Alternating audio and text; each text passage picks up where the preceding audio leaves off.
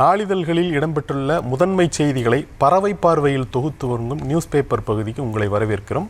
இன்றைய நாளிதழ்களினுடைய முதல் பக்கத்தினுடைய முக்கிய செய்தி என்று எடுத்துக்கொண்டால் என்ன செய்தி இடம்பெற்றிருக்கிறது, அரசியல் அரங்கில் அதிர்வலைகளை ஏற்படுத்தியிருக்கிற செய்தி என்ன இடம்பெற்றிருக்கு என்று பார்க்கும் பொழுது அது இரண்டுமே ஒரே செய்தியாக இருப்பதால், குறிப்பாக இந்த தாவேகாவினுடைய மாநில மாநாட்டில் விஜய் ஆற்றிய உரை என்பதுதான் அப்படி ஒரு செய்தியாக இடம்பெற்றிருக்கிறது. இந்த செய்தியை பொறுத்தவரையில் நாளிதழ்கள் அதை விரிவாக வெளியிட்டிருக்கிறார்கள். கிட்டத்தட்ட அவருடைய பேச்சினுடைய முழு விவரங்களையுமே எல்லா நாளிதழ்களும் வெளியிட்டிருக்கின்றன. தமிழ், ஆங்கில நாளிதழ் எல்லோருமே வெளியிட்டிருக்கிறார்கள்.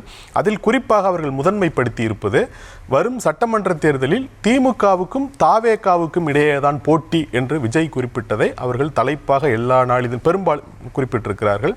அதில் மிக முக்கியமாக அவர்கள் எப்படி டீகோட் செஞ்சிருக்கிறாங்க, இந்த விஜயினுடைய பேச்சு எதை குறிக்கிறது என்று அவர்கள் எழுதியிருக்கிறார்கள் என்றால், இந்த தமிழக அரசியல் என்பது இருதுருவ அரசியலாகவே இருக்கிறது.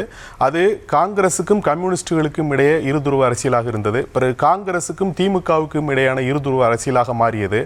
பிறகு திமுகவுக்கும் காங்கிரஸுக்கும் இடையான இருதுருவ அரசியலாக மாறியது. அதன் பிறகு திமுக அதிமுக இடையான இருதுருவ அரசியலாக மாறியது. இன்றைய தமிழகத்தை பொறுத்தவரையில் அது திமுக அதிமுக என்கிற இருதுருவ அரசியல் தான். இதில் அதிமுகவின் இடத்தை கைப்பற்றுவதற்கு விஜய் எத்தனிக்கிறார் என்பதுதான் அவருடைய பேச்சினுடைய பொருள் என நாளிதழ்கள் குறிப்பிட்டிருக்கிறார்கள். ஏனெனில் அதிமுக என்கிற ஒரு வலிமை வாய்ந்த மிகப்பெரிய கட்சி இருக்கக்கூடிய நிலையில் போட்டி என்பது திமுகவுக்கும் தாவேகாவுக்கும் தான் என அவர் குறிப்பிடும் பொழுது, அந்த அதிமுகவினுடைய இடத்தை அவர் தட்டி பறிக்க முயற்சி செய்கிறார் அல்லது அதை கைப்பற்ற முயற்சி செய்கிறார் என்பது போல நாளிதழ்கள் எழுதியிருக்கிறார்கள். அதற்கேற்றவாறு அவரும் அதிமுகவை கடுமையான சொற்களால் விமர்சித்திருப்பதை பார்க்கிறோம்.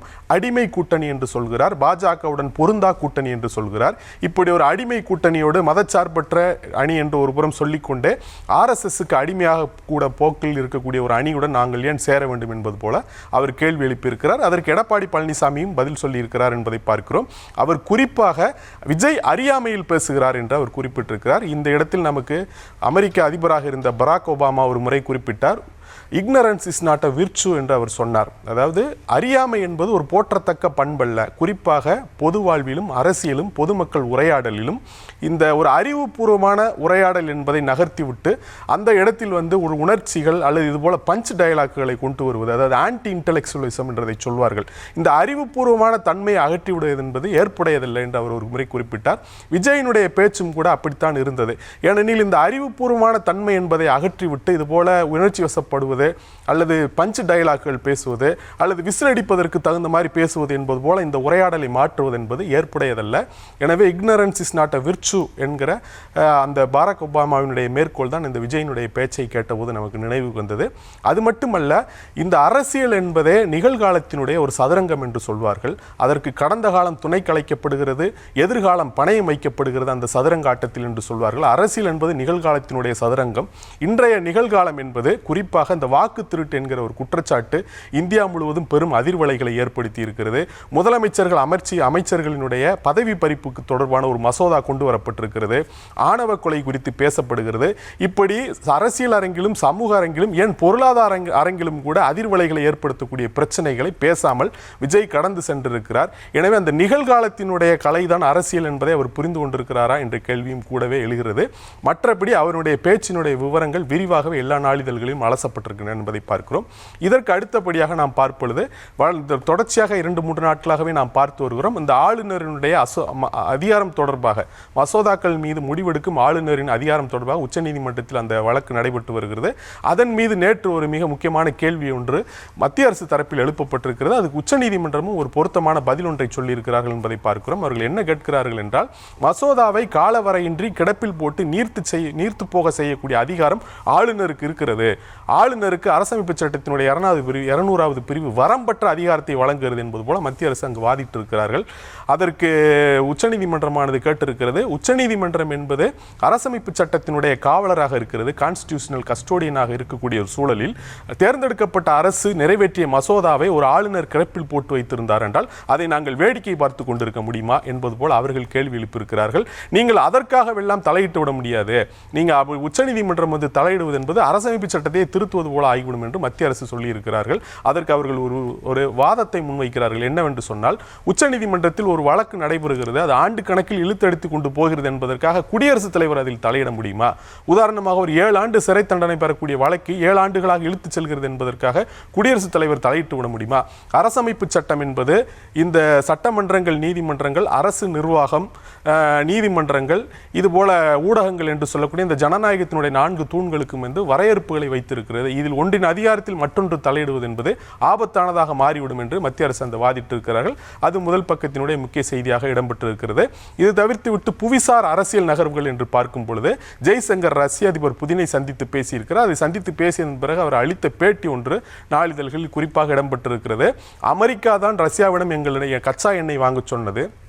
அப்படி கச்சா எண்ணெய் வாங்க சொன்ன அந்த அமெரிக்காவே அதற்காக எங்களுக்கு 25 விழுக்காடு அபராத விதி விதித்திருப்பது என்பது ஒரு பர்ப்ளெக்ஸ் இருக்கிறது என்று அவர் குறிப்பிட்டிருக்கிறார். அது எங்களுக்கு ஒன்றுமே புரியல, ஏன் அவங்க அப்படி பண்ணாங்க என்பது போல அவர் குறிப்பிட்டிருக்கிறார். அதே நேரத்தில் இந்த பேச்சு என்பது பார்த்தீங்கன்னா அமெரிக்காவை நோக்கி மூர்க்கமாக பேசப்பட்ட பேச்சாக இல்லை. ஆனால் அதே நேரத்தில் சீனா இந்தியாவிற்கு ஆதரவு தெரிவித்திருக்கிறது. இப்படி வர்த்தக நடைமுறைகளுக்கு மாறாக சர்வதேச வர்த்தக விதிகளை மீறி அமெரிக்கா செய்வது என்பது ஏற்றுக்கொள்ளக்கூடியதல்ல. இந்த வரி விதிப்பு என்பதே தவறானது.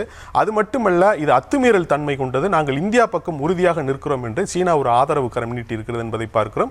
இதற்கு நடுவே பிரான்ஸ் அதிபர் மேக்ரன் வந்து பிரதமர் மோடியை தொலைபேசியில் தொடர்பு கொண்டு அந்த உக்ரைன் போர் நிறுத்தம் தொடர்பாக பேசியிருக்கிறார். அவர்கள் மத்திய கிழக்கு தொடர்பாகவும் பேசியிருக்கிறார்கள் என்பது போல நாளிதழ்கள் வெளியிட்டிருக்கிறார்கள். இது ஒரு புவிசார் அரசியல் நகர்வாக பார்க்கப்படுகிறது.